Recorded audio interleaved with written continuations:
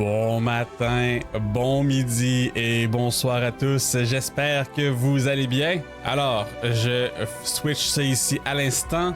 Hello tout le monde, bonjour Kérosène, des Contes et des dés, Cactus Fée ce soir à l'écran. Alors, si on veut faire un petit tour rapide, savoir qui est-ce qui est avec nous ce soir, Kérosène, présente-toi donc si tu le veux bien. J'allais faire la blague. Salut, je m'appelle Cactus Fée, j'ai une chaîne YouTube. Vas-y, fais ma présentation, je vais faire la tienne. Ben non, mais c'est que t'as tellement d'émissions cool que je vais te laisser, je vais pas les moffer. Mais moi, Kérosène, j'ai une chaîne YouTube de jeux de rôle, Histoire d'un soir. J'aime beaucoup les jeux de rôle. Je suis back dans la game de Joueurs sans fromage. Et j'ai une chaîne de gaming. Pour ceux qui aiment ça.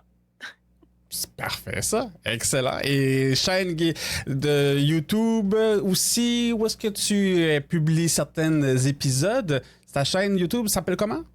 Histoire d'un soir, une game en ce moment qui a Joueurs sur fromage, Philippe jouant des Contes et des dés, puis Galaxy Clopelard qui est dans toutes les games des autres personnes. Excellent. Merci, Caro. On va aller voir ensuite des Contes et des dés. Bonsoir. Oui, des Contes et des dés, c'est probablement une chaîne YouTube. Pour les occasions spéciales, je réouvre la chaîne Twitch, mais juste pour des levées de fonds et autres ou des événements spéciaux. Mais fait que vous le trouvez principalement sur YouTube. Également, j'essaye à mes heures d'être un peu concepteur de jeux et de scénarios que vous pouvez retrouver sur mon Itch.io. Je m'amuse beaucoup avec les amis ici présents, entre autres avec Cactus Fée, que j'ai pu jouer avec à maintenant 3 reprises. Ah, le temps passe vite quand on s'amuse. Ben oui, c'est ça. Puis Kérosène aussi, à plusieurs reprises. Puis GSF avec Public Access. J'ai aussi une partie de Donjon Dragon qui n'est pas encore diffusée publiquement, mais qui devrait arriver, je crois, d'ici l'automne, dans laquelle je participe. Excellent. Merci beaucoup, Phil. Et pour terminer, Cactus Fée, mais qui es-tu donc? Où est-ce qu'on te retrouve? Moi, c'est principalement sur YouTube. J'ai une chaîne qui s'appelle Cactus Fée JDR où on parle du jeu de rôle sous toutes ses facettes. Mais j'ai quelques séries qui me tiennent particulièrement à cœur, dont une qui s'appelle Les Voix du jeu, où Caro est venue faire un tour d'ailleurs. C'est une série où une fois par mois, je reçois une dame du milieu rôliste qui vient me parler de son parcours. Sinon, j'ai aussi une série qui s'appelle Féminidé où moi et 2 de mes acolytes, Med et Steph, on teste des jeux féministes et queer et on parle d'enjeux féministes à travers le jeu de rôle. Puis sinon, si vous aimez la bière, il y a quelque chose pour vous aussi. On a Bière et JDR où on mixe notre passion de la bière de microbrasserie avec le jeu de rôle. Voilà, fait qu'il y en a pour tous les goûts. Damn, il y en a effectivement pour tous les goûts. Merci beaucoup. Faudra que je regarde un petit shout-out automatique pour le monde qui vienne sur notre stream. Écoute, je ferai ça un autre tantôt. Je mettrai les liens à la fin du vidéo, il n'y a pas de problème. Sinon, ce soir, on a le volet discussion où est-ce qu'on va jaser de sujets très intéressants qui nous ont été amenés, entre autres, par Phil principalement. Et ensuite, dans environ 1 heure, on va avoir le côté co-création ce soir, qui va avoir une thématique bien précise parce que les fabulistes ont lancé le Fabu Jam. On va mettre le lien du jam dans le chat à l'instant, mais on va en parler plus, mais qu'on revienne sur le côté co-création. On va réattaquer ça. Mais pour l'instant, j'aimerais qu'on débute notre soirée avec Phil et notre discussion justement prévue. Si tu veux nous mettre l'eau à la bouche, de quoi qu'on va jaser ce soir, Phil? Ce soir, le sujet principal, pour faire suite un peu à l'autre précédent, on parlait de médiéval fantastique, de notre prochain univers, de qu'est-ce qu'on préférait, quel style de jeu on voulait, est-ce que c'était l'ambiance qu'on prônait plus ou le système. Mais parlant de tout ça, puis de choix de jeu et de choix de système, aujourd'hui on parle beaucoup de tout ce qui est du fait maison, homebrew ou matériel officiel. Ça va être le sujet principal de ce soir. Alors, je sais qu'on va pouvoir parler autant en tant que joueur-joueuse qu'en tant que masteriseur, maîtresse, en tout cas, conteur-conteuse. Fait qu'on va pouvoir avoir les deux opinions, les deux côtés. Fait que là-dessus, gênez-vous pas aussi, chat, si vous avez des expériences que vous voulez nous partager par rapport à les questions qu'on va lancer. N'hésitez pas, on les lit, puis souvent on les répète aussi, s'ils sont socialement acceptables, bien sûr. Parce que des fois, le chat se laisse aller. Hein. Ça arrive jamais, une fois ou deux. Ouais, mais jamais 10. Donc, la première question sur ce volet-là, puis bien sûr, on va sûrement déraper un peu puis faire des sous-questions, là, mais personnellement, vous, là, êtes-vous plus fait maison homebrew ou matériel officiel? Et surtout, pourquoi? Qu'est-ce qui vient vous chercher là-dedans? Une excellente question. J'en ai vraiment très long à dire, mais avant que je m'embarque là-dedans, est-ce que Caro, Cactus, vous voulez lancer le bal? Cactus, est-ce que tu préfères que je brise la glace ou tu veux que je te laisse la courtoisie de commencer? Ça me dérange pas. Gars, je peux y aller si tu veux. Moi, personnellement, je suis vraiment plus team homebrew. Juste parce que je suis relativement une DM que ça fait pas très longtemps. Ça fait pas très longtemps que je maîtrise, ça fait à peu près 1 an. Puis, pour avoir fait les deux, honnêtement, personnellement, moi, je trouve ça beaucoup moins de pression puis beaucoup moins compliqué de jouer dans mon propre univers. J'ai l'impression que je me sens moins pris dans un carcan, que j'ai plus de liberté puis que je peux davantage aller prendre les perches de mes joueurs quand c'est mon monde à moi. C'est vraiment des excellents points. Puis honnêtement, comme tu dis, prendre les perches de tes joueurs, tu sais, classique, là, tu joues dans le Seigneur des Anneaux, puis qui nous dit j'attaque Frodon. Ben, tu sais, tu peux pas vraiment dire oui à ça parce que tu scrapes littéralement l'entièreté de l'histoire. Ou encore pire, moi, c'est mon expérience, j'ai essayé une fois d'être conteur pour du Star Wars. Puis la personne. On a joué 1 heure, puis déjà, la personne a dit comme non, ça fait pas de sens parce qu'il y a telle personne dans tel système là, que c'est un inquisiteur, puis ça passerait pas. C'est terrible. Ok, moi j'ai vu les films là, j'ai pas lu les romans, moi je voulais juste avoir des piou-piou pis des bzu là tu viens de scraper mon fun totalement. Je peux-tu faire une parenthèse cocasse là-dessus, une expérience de jeu? Oui. Parmi, tu sais, je devais avoir genre 16 ans, là, on a joué à Dragon Ball. Puis j'ai tué le jeune, c'est Sangohan, Ouais. ça, le fils là, les tué. Bon, ça y est. Je jouais une Saiyane, fait que j'ai brisé tout. Mais ouais, fait qu'effectivement, quand tu peux briser l'histoire, c'est... Mais l'astuce pour ça, mon cher joueur sans fromage, ce serait de dire c'est une game inspirée de ou à la saveur de. Fait que tu sais, tu te dédouanes de pas faire exactement les choses comme dans l'univers précisément. Ben ça, Parce que je suis... tu peux pas imposer l'histoire. Tu sais, si tes joueurs, tu les mets dans ce carré de sable-là, il faut que tu t'attends à ce que les choses se passent pas comme elles étaient dans l'histoire. Là. C'est ça. C'est 2 excellents points. Premièrement, je suis vraiment d'accord avec toi, Cactus. Le JSF de quand il avait 16 ans au secondaire avait pas ce thinking-là. Ouais. Lui, il faisait du D&D depuis très peu longtemps, on s'entend. Puis, même chose, si t'es plongé dans un monde comme ça, préfet, je pense que c'est un bon moment pour avoir un what if. T'sais, un univers parallèle où est-ce que justement, qu'est-ce qui arrive si Frodon il meurt? Qu'est-ce qui arrive si Sangohan il se fait assassiner par un autre Saiyan? Comme, c'est parfait, faut juste, quand tu es dans un monde comme ça qui est préfet, surtout un univers établi, faut que tu sois d'accord avec les what if puis de dire ça va pas se passer pareil. Non, c'est ça. Mais je on pense n'est pas comme... là pour faire de la reconstitution. Tu sais, si tu fais de la reconstitution, faut que tu le dises d'emblée. Puis si c'est quelque chose qui est inspiré d'eux, mais qu'on fait notre propre histoire, faut que ce soit clair aussi, parce que sinon, ça se peut que tu aies des mordus de Star Wars qui viennent te dire non, dans tel livre, à tel paragraphe, dans tel chapitre, c'est pas de même que ça se passe. Dans l'épisode 63 de la Clone Wars, là, ils disent que... Au secours. J'ai le goût. Est-ce que, je sais pas si tu me le permets, Cactus, j'ai le goût de rebondir sur cet argument-là qui m'amène à ma prise de position aussi. Là. Je vais essayer de pas trop trigger ma douce moitié.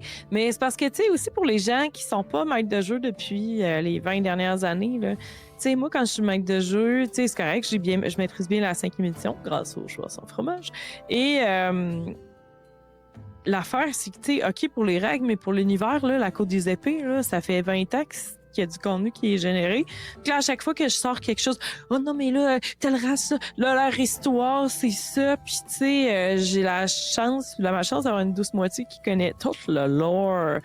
Fait que constamment, tu sais, le préjugé de la blonde du DM, du chum de la DM, il y a le contre-coup, tu sais, t'as ceux qui sont favorisés, puis t'as ceux que ta douce moitié va te challenger constamment. Fait que pour moi, c'est beaucoup plus facile de prendre... Ah, il rit! C'est beaucoup plus facile de prendre... En fait, je prends des aventures préfaites, puis je les mets dans mon univers, ce qui vient casser le... parce que il y a aussi... En tout cas, pour avoir collaboré avec beaucoup de monde dans l'univers du GN, chez Cactus, on a discuté, on vient aussi beaucoup de l'univers du GN. Fait que souvent, tu écris des scénarios avec d'autres personnes, puis chacun a ses forces. Moi, j'ai connu des gens qui étaient extrêmement bons pour faire des prompts, des crochets, des accroches pour embarquer les joueurs dans une histoire, mais ils sont vraiment pas bons pour créer les enjeux macro qui viennent derrière. Alors que moi, je vais créer un univers, je vais créer des enjeux macro, mais tabarnouche, qu'est-ce que je rentre dans le jeu, là, c'est un coup d'épée dans l'eau. Comment accrocher les joueurs? Fait que j'ai beaucoup tendance à créer du homebrew autour. Puis la quête elle-même, la séquence va souvent être des aventures préfaites, justement pour aller chercher, combler mes faiblesses, puis mettre de l'avant mes forces. Voilà. Fait que toi aussi, dans le fond, t'es beaucoup plus homebrew. Je suis les deux. Non, je suis vraiment les deux. Toi, t'es ambivalente. T'es genre, j'ai pas de Candlekeep Mystery. Candlekeep, dans le fond, je l'ai appelé Fort Candélabre, puis c'est dans mon univers. Il y a la cathédrale, puis dans le fond, les dieux se manifestent différemment dedans, puis... Mais j'ai repris le Fort Candélabre avec ces aventures-là, tu sais. Il y a Miss Darcy dans le chat qui dit qu'elle aussi est divisée. J'aime beaucoup les deux. Je pense qu'il est toujours nécessaire de modifier les scénarios, dans le sens les mettre à sa main. Par contre, pour ce qui est des univers connus, je suis super down de complètement réécrire l'histoire. Je l'ai fait, par exemple, avec Game of Thrones. Tandis que Homeris40 dit, je crois que je tiens trop aux univers connus pour en changer l'histoire. Ah, c'est pas évident, ouais. On a le clash ici, directement dans l'histoire, là. Puis... Je suis comme Homéris, mais j'aimerais être plus comme Miss Darcy. Avoir un lâcher-prise un peu. Ouais. Ben, en fait, je pense que je suis similaire à ça aussi parce que, tu sais, je disais, si tu fais un scénario qui est connu, faut que tu fasses un what if, mais la raison pourquoi je fais pas ça, c'est parce que je veux pas le faire, dans le sens que comme, tant que m'embarquer dans un scénario, maintenant, tu sais, je veux qu'il soit parfait, je veux qu'il soit fidèle à l'histoire, je veux que comme tout soit bon. Ce qui met beaucoup plus de pression, en fait, sur mes épaules. Puis, tu sais, genre, pour revenir à la question de Phil à la base, qui était plus homebrew ou maison, ou matériel officiel, puis pourquoi. Moi aussi, je suis beaucoup plus homebrew, parce que, en général, bon, c'est sûr que mon univers à moi, ça va faire comme 15 ans que je le crée, là. C'est bien développé, puis tu sais, il y a eu plein de renouveau, là. C'est la campagne que je roule actuellement, Dynasty, on va dire c'est la version 6 là, de mon univers, là, qui a été refait et repimpé. Mais tu sais, vu que je connais mon univers, j'ai pas de problème. Je planifie pas des scènes, je planifie des hooks, je planifie justement comme des événements, puis les scènes se créent toutes seules selon comment les joueurs vont réagir. Tandis que quand tu vas... Parce que aussi, je roule présentement la campagne de Curse of Strahd avec Actuc. Et ça, c'est beaucoup des scènes. C'est vraiment, il se passe ça, ensuite il se passe ça, puis ensuite lui il fait ça, puis si toi tu fais ça, lui il fait ça. Je suis comme, ok. J'ai pas beaucoup de place pour improviser. Fait que tu sais, dans mon cas, moi, ce que je fais dans Curse of Strahd, c'est que je vais essayer de chercher ce qu'ils veulent, l'ambiance, puis l'idée derrière. Puis comme un peu réinventer les scènes parce que sinon je suis pas capable. Le rouler tel quel, c'est un peu comme un jeu vidéo entre guillemets ou comme un roman interactif. C'est vraiment plus difficile parce qu'il faut vraiment que tu lises puis que tu maîtrises exactement la scène, comme un metteur en scène à ce moment-là, puis ce qui est pas nécessairement une mauvaise chose, parce que Curse of Strahd, c'est un des modules que je trouve qui est très bien écrit par D&D. Il y en a qui sont très moyens, on va pas se mentir, là. Mais c'est si difficile. Pour moi, là, j'ai vraiment énormément de misère à suivre le plan que le livre nous donne. Si j'ai pas place à l'improvisation, un peu comme tu disais, Cactus, aller chercher les perches que le monde tend.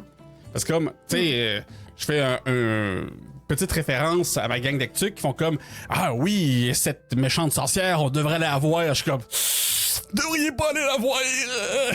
Mais tu sais, le livre est écrit d'une certaine façon que je peux, mais c'est ça. Non, je comprends. Je comprends ce que tu veux dire, puis je trouve que c'est ça qui est difficile avec un scénario tout fait, surtout un scénario qui est aussi connu comme Strahd, là, c'est comme une coche au-dessus, parce que ça se peut que t'aies des gens que c'est pas la première fois qu'ils le jouent, en plus. Mais outre ça, c'est parce que je trouve que c'est difficile de se sortir du cadre qui est comme très dirigé, puis de pas avoir l'impression de railroader tes joueurs, puis de leur donner de la liberté, puis qu'ils soient pas juste spectateurs de ton histoire. Tu veux qu'ils soient acteurs, que tu veux qu'ils aient vraiment la main dans ton univers. Fait que je trouve ça plus difficile. Je pense que ça dépend des campagnes de D&D, par exemple. Il y a certaines campagnes qui sont très railroadées, alors qu'il y en a d'autres qui sont très, très sandbox. Quand j'ai joué Strahd, étonnamment, j'avais le feeling qu'on allait un peu où on voulait. En même temps, c'est pépé. Puis après ça prend qu'on a un peu changé comme JSF. Là, c'est très open world, open sandbox, Curse of Strahd, ce qui est un peu le danger aussi. Parce qu'ils peuvent aller un peu n'importe où, mais les ondes sont pas du tout balancées pour que tu ailles n'importe où à n'importe quel moment. Puis c'est ça qui rend ça aussi difficile parce que dans un jeu open world comme ça, sandbox, on va dire, oui, tu peux aller où tu veux, mais c'est encore plus difficile pour le maître de jeu. Parce que, tu sais, moi, avant de rouler Strahd, je l'ai lu une fois au complet, savoir c'était quoi.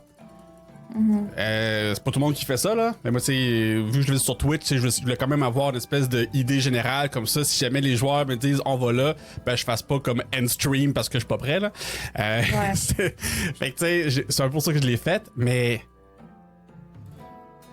Curse of Strahd est pas vraiment railroadé, mais tu sais, il y a clairement des gates, là, on va dire, là. Il y a des zones que tu peux pas vraiment passer si t'es pas prêt.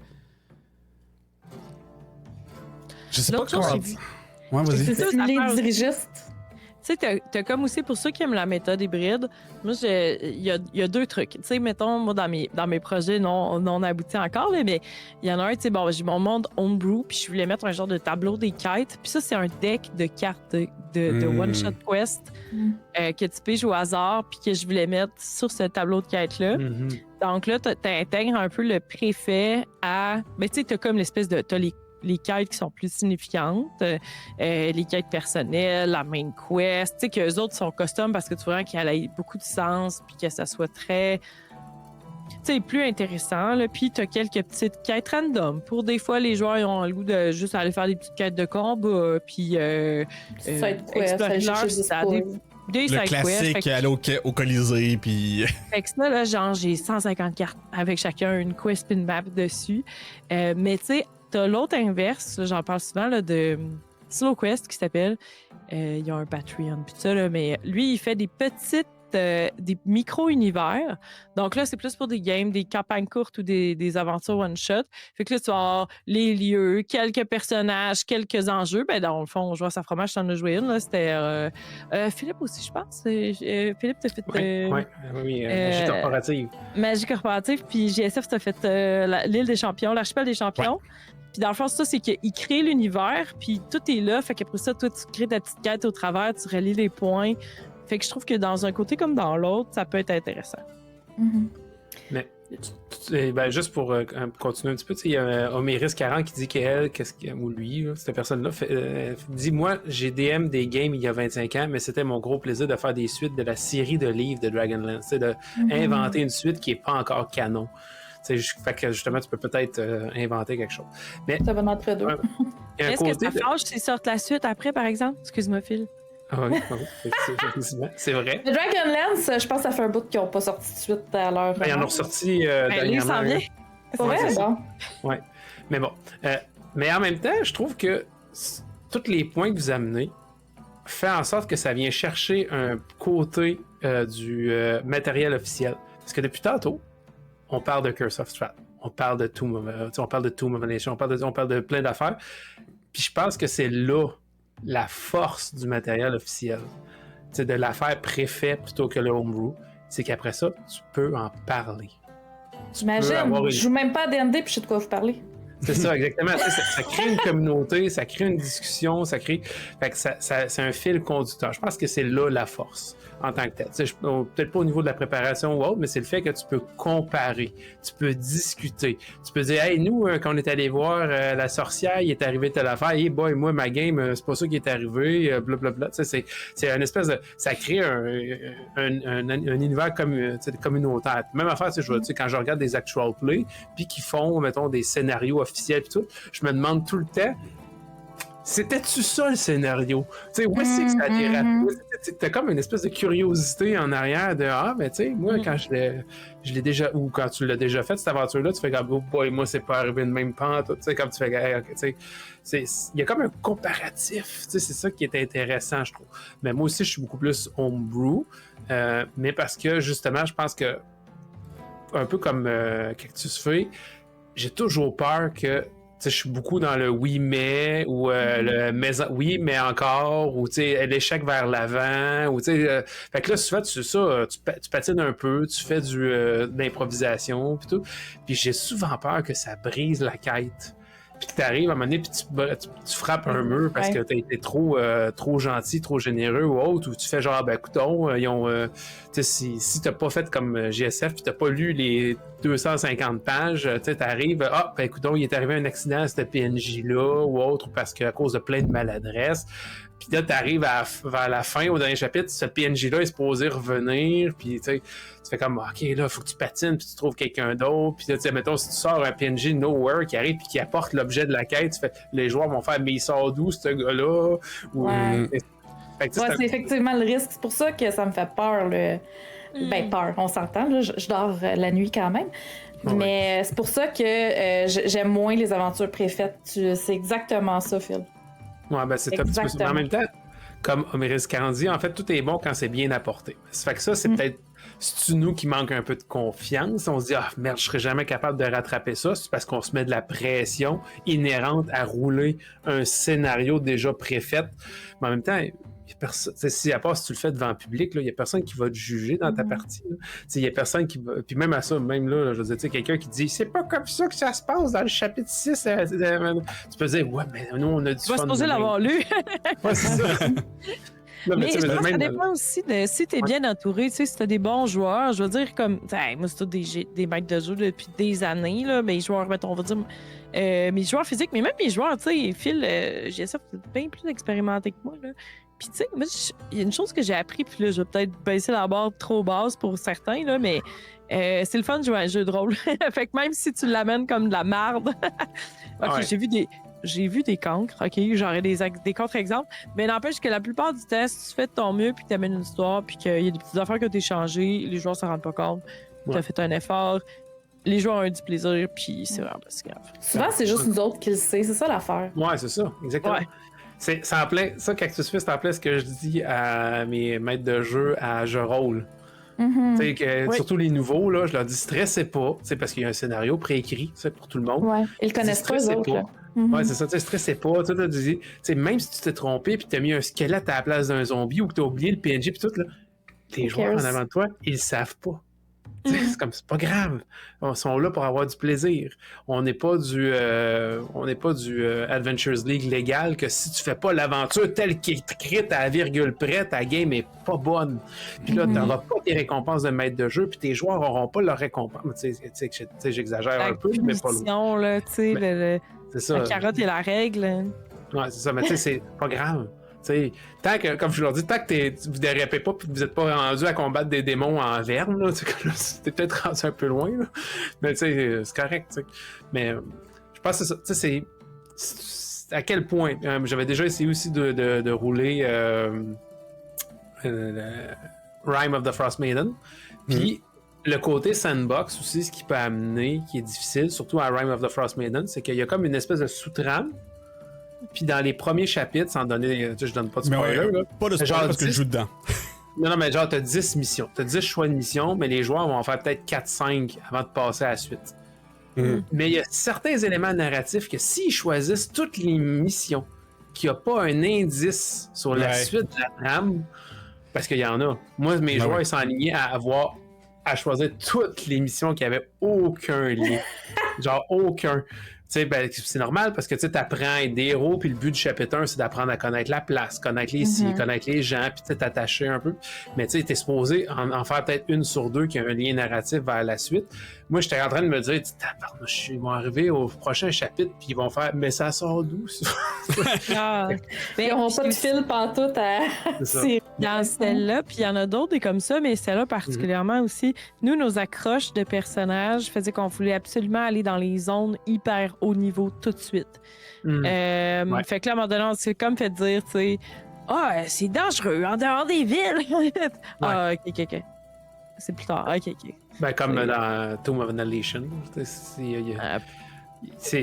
peux tomber dans des endroits. À dire sur ça. Ouais, c'est ça. Surtout Tomb of Annihilation. Je pense que c'est un excellent exemple de X-Crawled Sandbox. Que si tu roules des rencontres aléatoires trop dures, dès qu'ils sortent dans le jungle, et Le défi de cette campagne-là, c'est qu'il y a un timer dessus.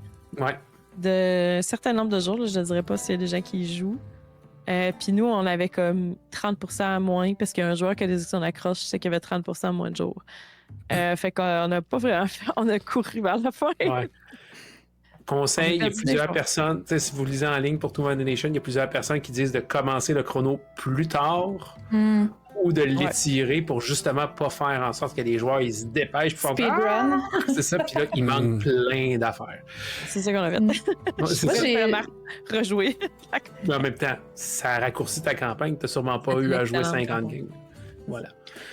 Mais t'as-tu du fun? Ouais, c'est ça, c'est ça l'important.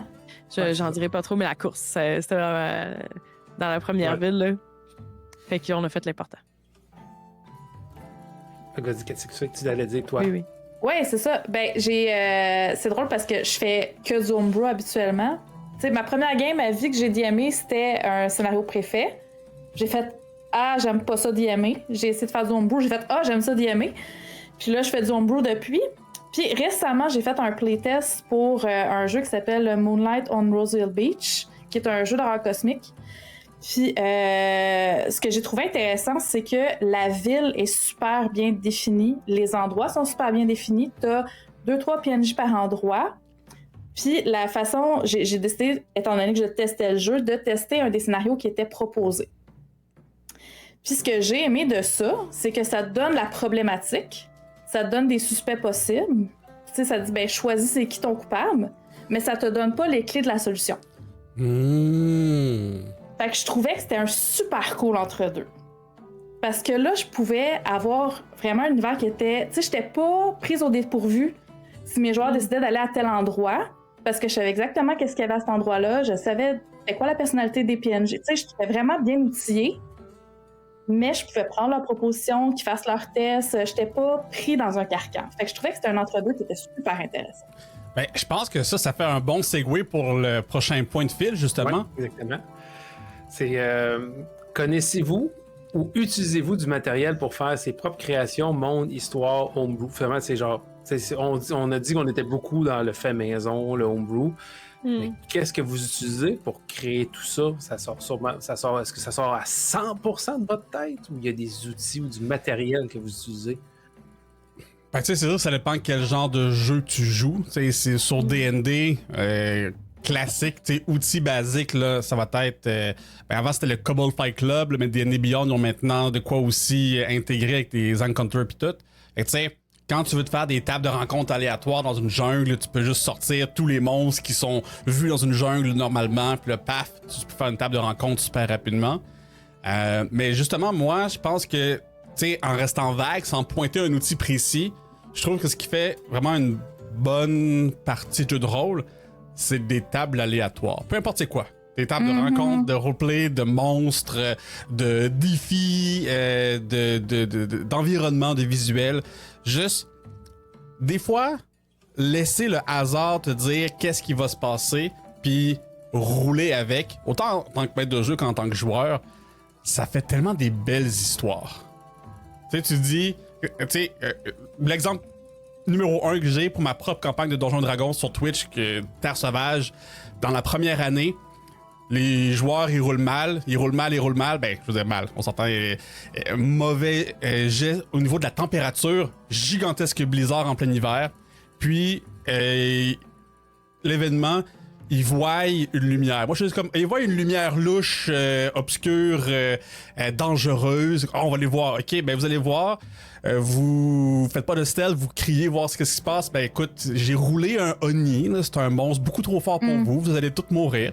Fait que le Oni a juste fait agenouillez-vous devant moi. Puis vénérez-moi. Puis ensuite, je vous laisse partir. Les joueurs ont foutu la merde.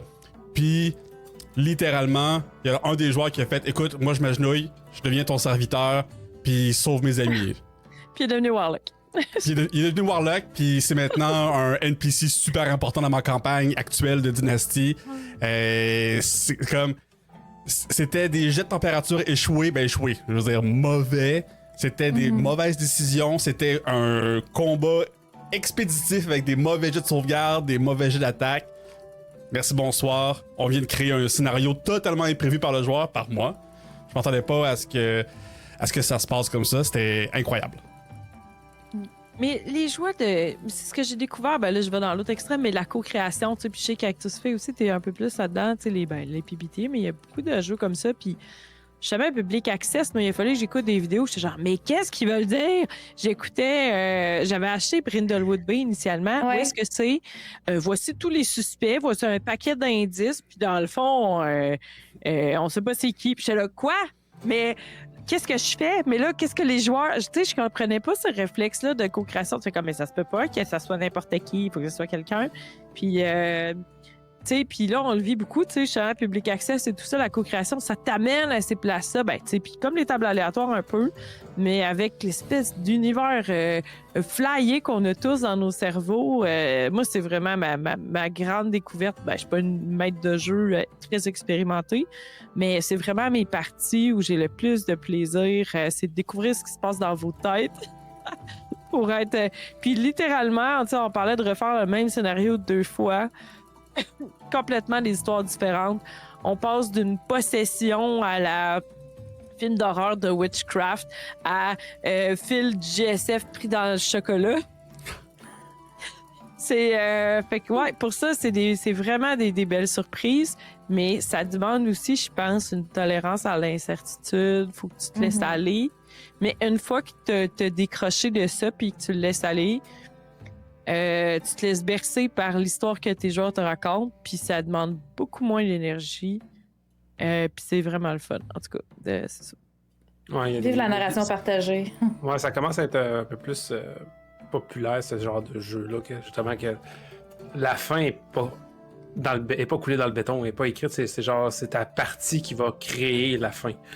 Surtout dans les jeux d'enquête et de mystère, parce que c'est vrai que des fois, quand c'est bloqué derrière des jets de compétences ou des affaires, ou que si les joueurs ne vont pas parler à la bonne personne, ne vont pas à la bonne endroit, ils réussissent pas le jet au bon spot, c'est un peu plate d'arriver à la fin du scénario puis dire ah ben vous avez eu la fin B-, parce que ben c'est ça.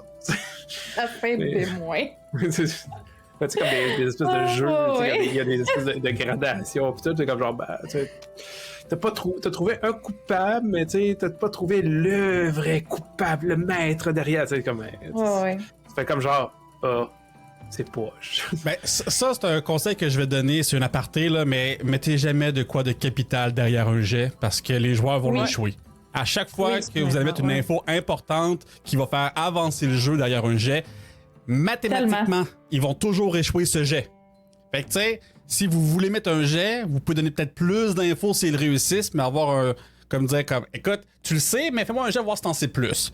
Ça, c'est le bon compromis selon moi. Foncez pas dans un mur. Faites pas cette erreur-là. Je pense que c'est comme super commun comme erreur quand Oui. tu commences à DMer. Parce que, tu sais, en tout cas, moi, je l'ai appris très vite à mes dépens, ça, là. Après, tu pédales en hostifie, pis t'as un petit canard, là, tu sais, t'essaies d'avoir l'air de flotter, pis t'as les petites pattes en dessous de l'eau qui C'est là que t'as ton NPC par rapport qui arrive, qui fait comme ah, voici cette boîte. Quoi? Ben, c'est ça. tu sais. Et alors, dans ces contextes, tu voulais être super bien préparé, puis toutes tes affaires, tu les contrôles, mais t'as l'aspect humain qui est chaotique complètement. Là. Ben, t'as le hasard. Ouais. Puis le T'as hasard des dés. aussi, là.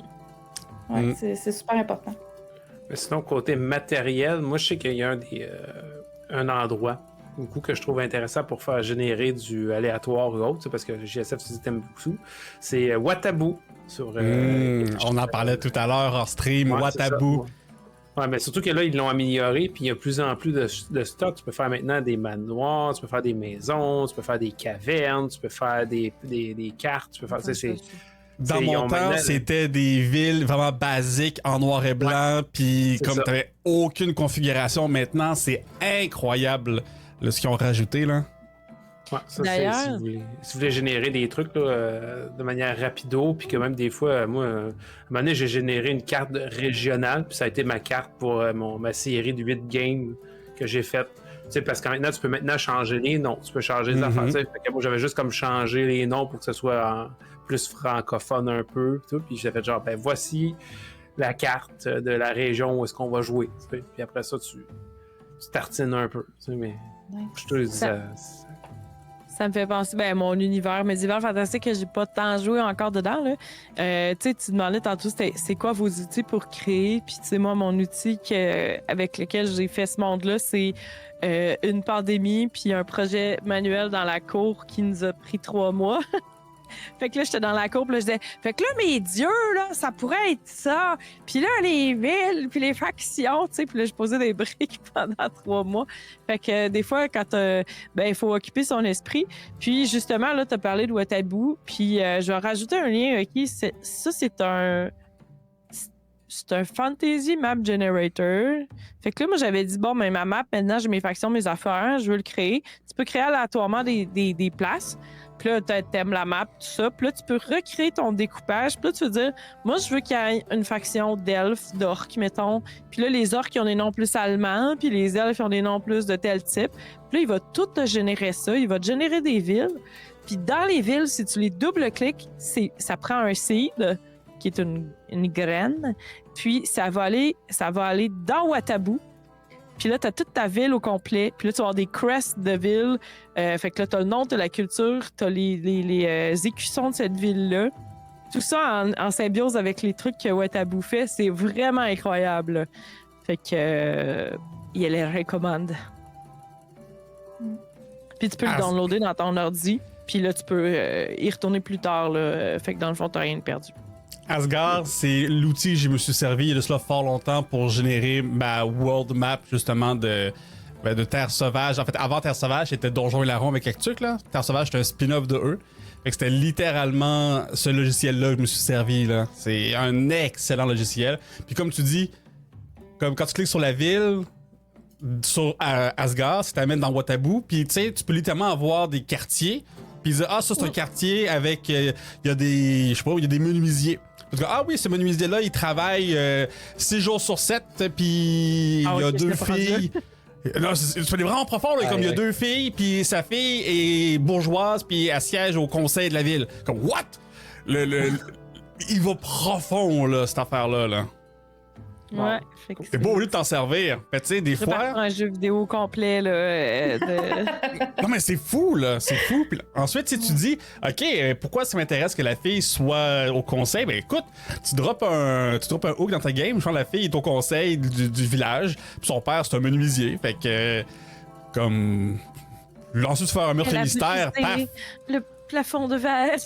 Non, mais tu sais, tu peux te servir de toutes ces petites affaires-là, comme. Écoute, j'ai cliqué sur cette fille-là random. Je sais que son père musée est au conseil puis tout.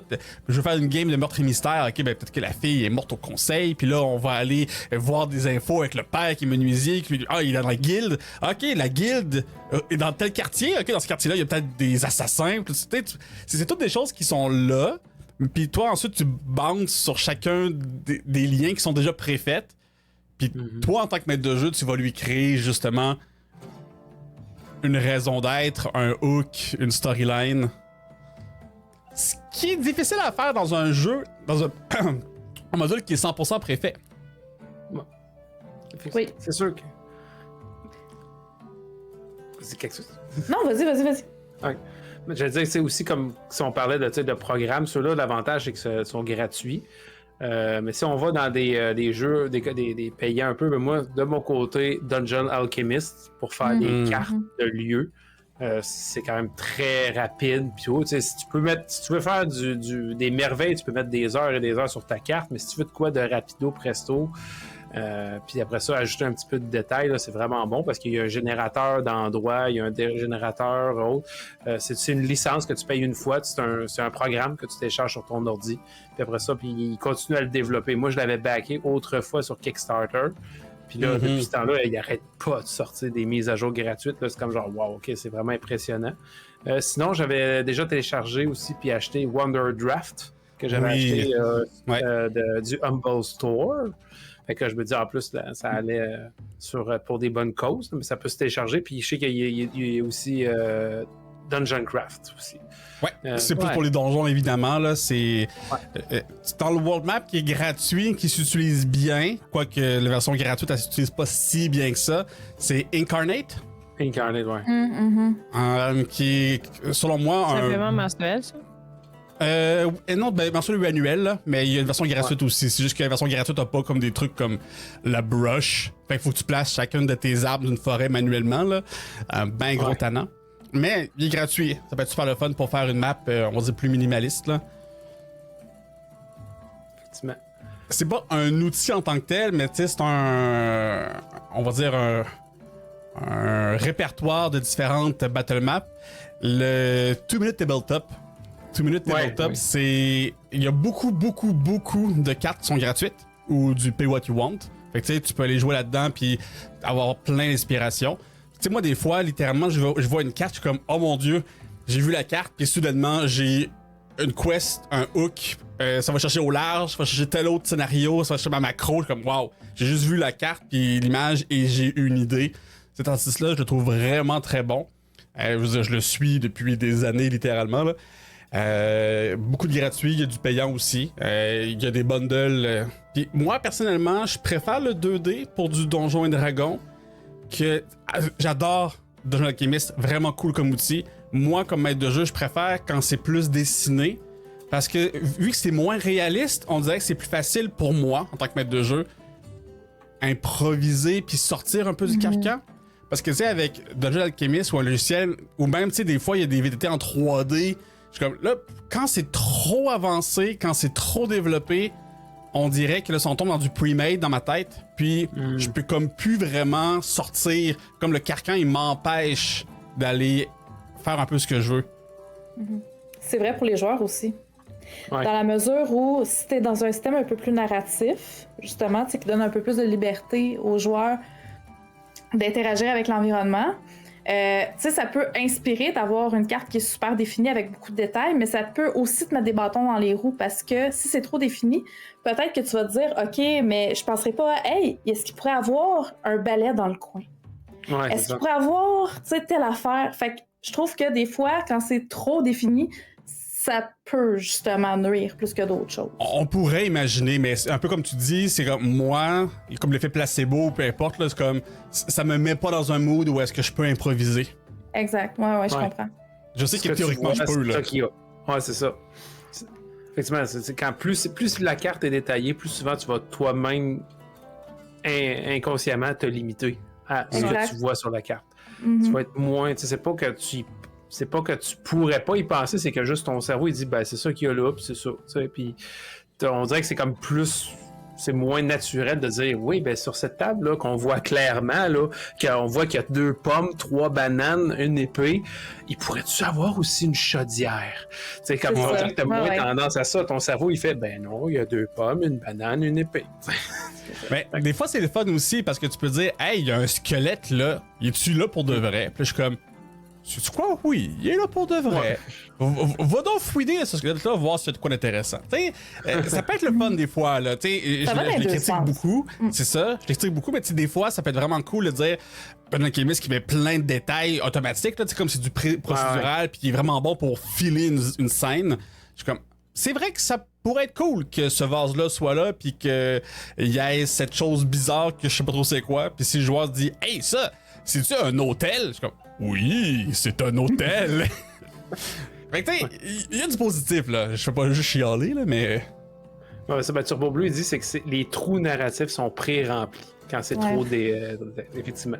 Je vais juste finir sur un dernier outil avant qu'on passe à la rapido presto à la dernière question, qui sera pas aussi long que la première, c'est sûr. C'est Dyson Logo, Dodecahedron, qui est si vous cherchez des cartes faites à l'ancienne en noir et blanc, allez-y, il y a même des personnages, il y a des mini-aventures. Le gars, il remplit ça, là, puis il est en train de faire un super méga donjon en plus de ses autres cartes.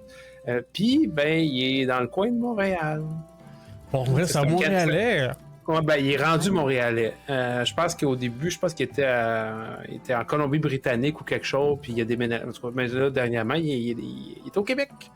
Un anglophone au Québec, il a déménagé pour des causes familiales. Il s'est rapproché de ses parents, puis tout, etc. Mais tu sais, non, fait que c'est gratuit en plus. Il y en a qui peuvent avoir des licences payantes, mais il y en a beaucoup que même si vous faites des aventures publiées, il donne des autorisations. C'est juste que rendu, je pense, à un certain volume ou autre, là, il peut vous demander des petits trucs ou de payer une licence ou autre, mais je vous dirais que si vous faites votre publication, que vous savez que vous allez avoir 20 téléchargements, il est très généreux. Nous autres, là. Ouais, genre nous autres. Mais allez télécharger mes affaires.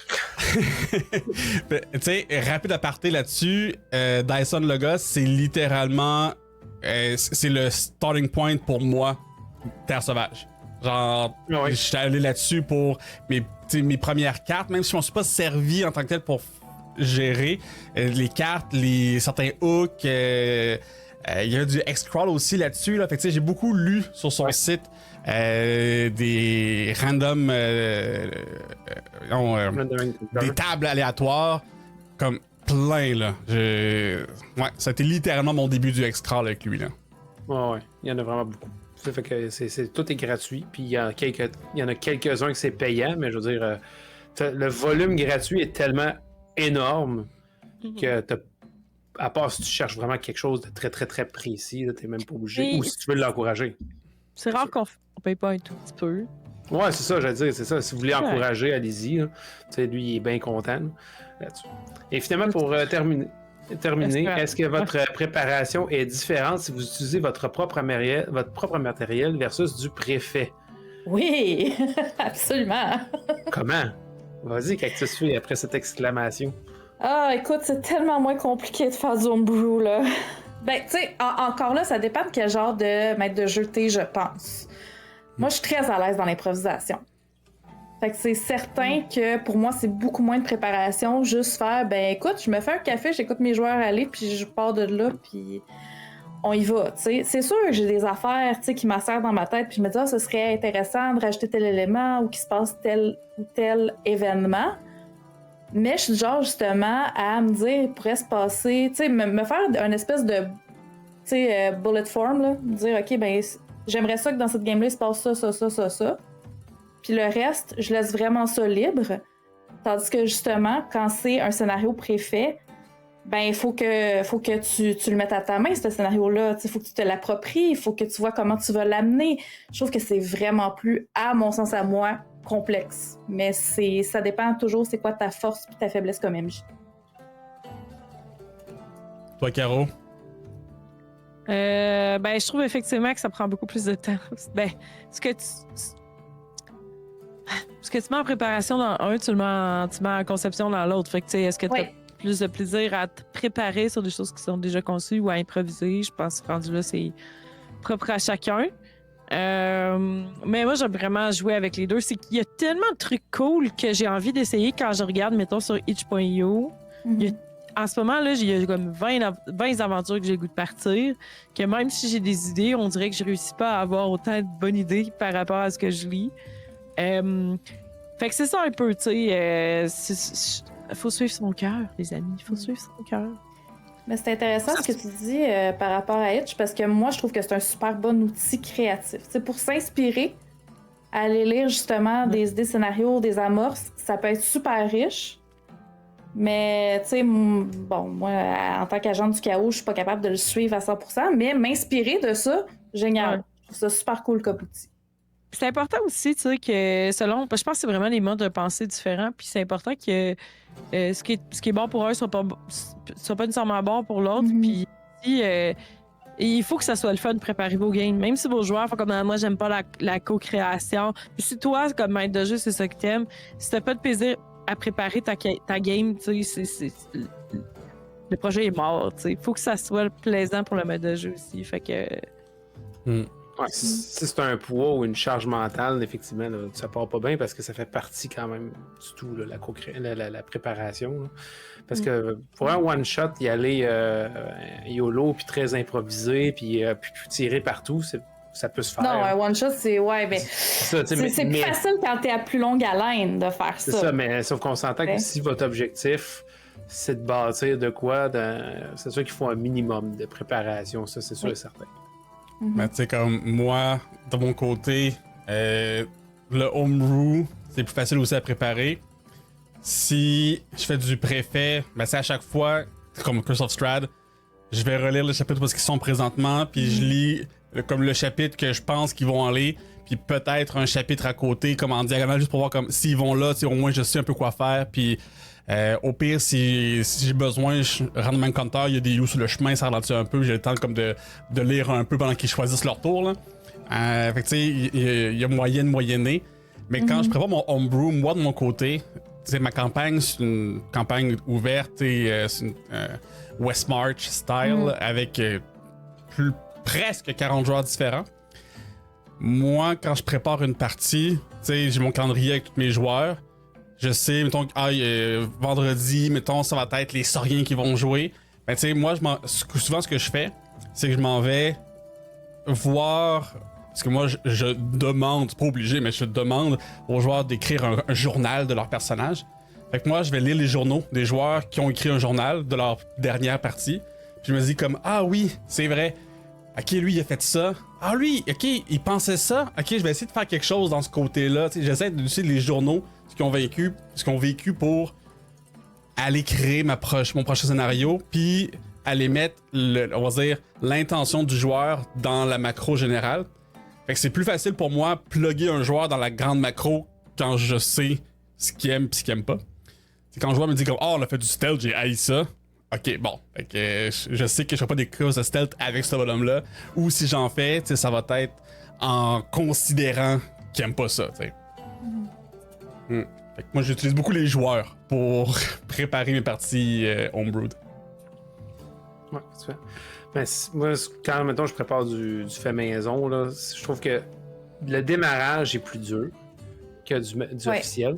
Mais qu'un coup que t'es dedans, c'est tes trucs. Fait que, tu sais, mettons, tout préparer, mettons, si tu fais une mini-campagne, là, tout préparer ta région, moi, je suis comme quelqu'un qui fait que c'est parti, l'univers est vivant, réactif, puis que même si toi, t'as un petit groupe d'aventuriers qui se promènent, ben, le monde autour, il est encore vivant, fait que, tu sais, veux pas, tu définis un petit peu ça, tu définis un peu c'est quoi les trames vagues qui se fait dans l'univers, puis, ben, les joueurs sont allés là-bas, ben, là-bas, ça progresse aussi, pas au même rythme, pas de la même manière, tout, ben, tu sais, ça avance pareil. Comme ça, mettons, ils reviennent un mois plus tard, ben, ça sera pas au point initial encore. Fait que, il y a tout ce petit préparatif-là pour faire comme dynamiser puis rendre là. Fait qu'au début, c'est une bonne préparation, mais après ça, quand j'étais parti, la préparation était beaucoup moins lourde. Quasiment, je pense que le plus lourd, des fois, avec pas avec le système de Donjons & Dragons, c'était quasiment de bien planifier les rencontres de combat pour qu'ils soient juste assez durs, pas trop fréquentes. C'était comme qu'ils soient pertinentes à l'histoire aussi. C'est pas juste faire un combat pour un combat. Fait que c'était quasiment, je veux dire, tout le côté narratif, tout était quand même bien fait, ficelé, puis tout. Pour ça, c'est comment se rendre.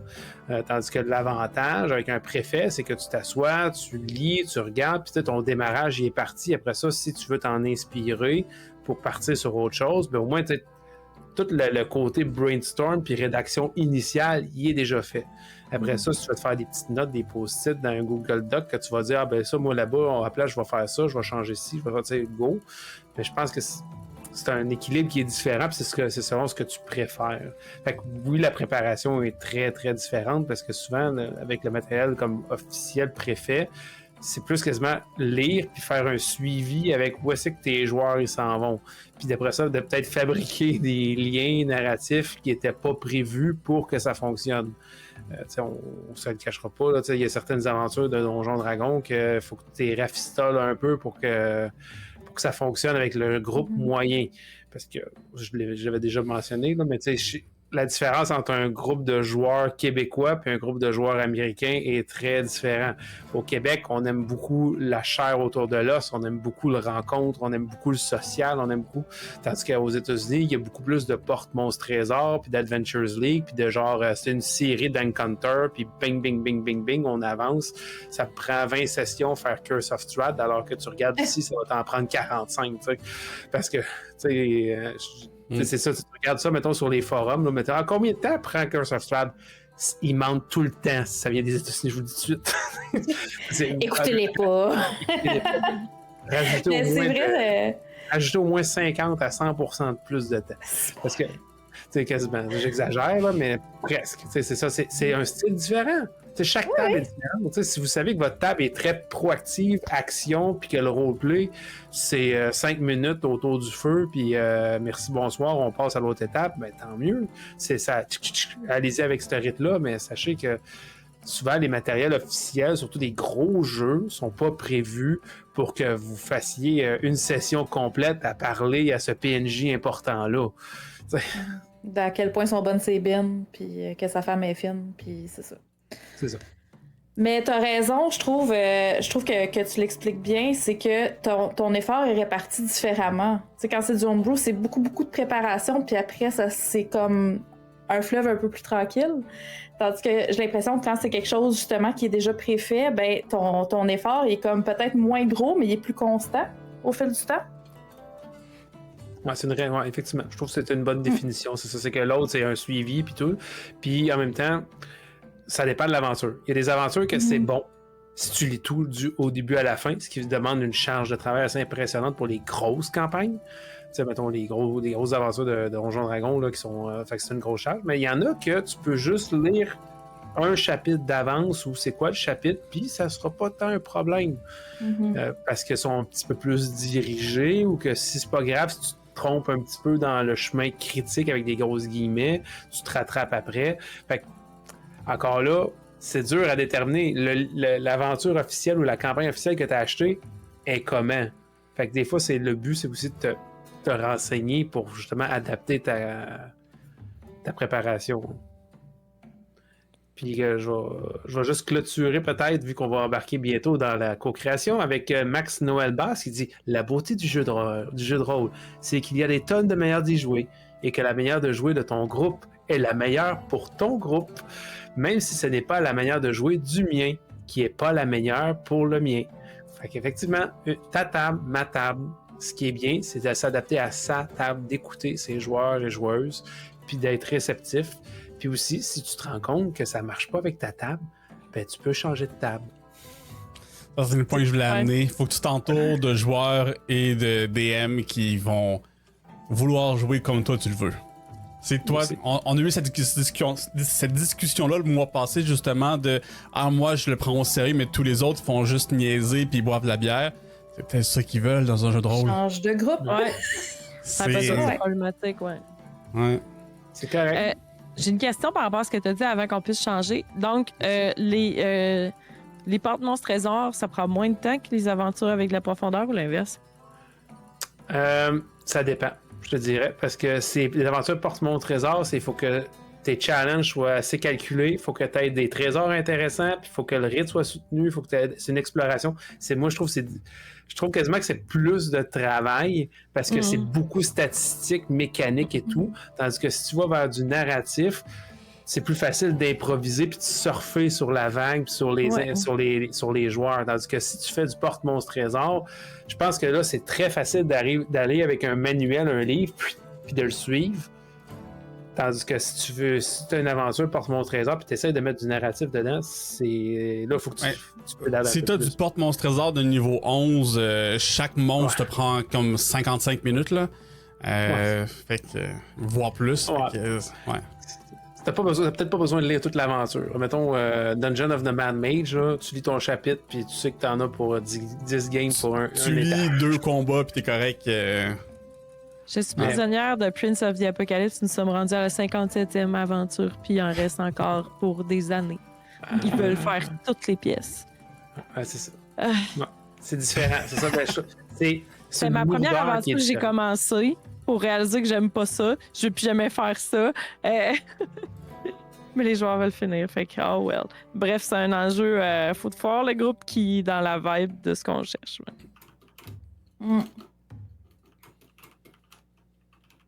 Excellent. Merci beaucoup. Fait qu'on a adressé plein de bons sujets ce soir. Le homebrew, le pre-made, je pense que c'est quelque chose qui est permanent, constant.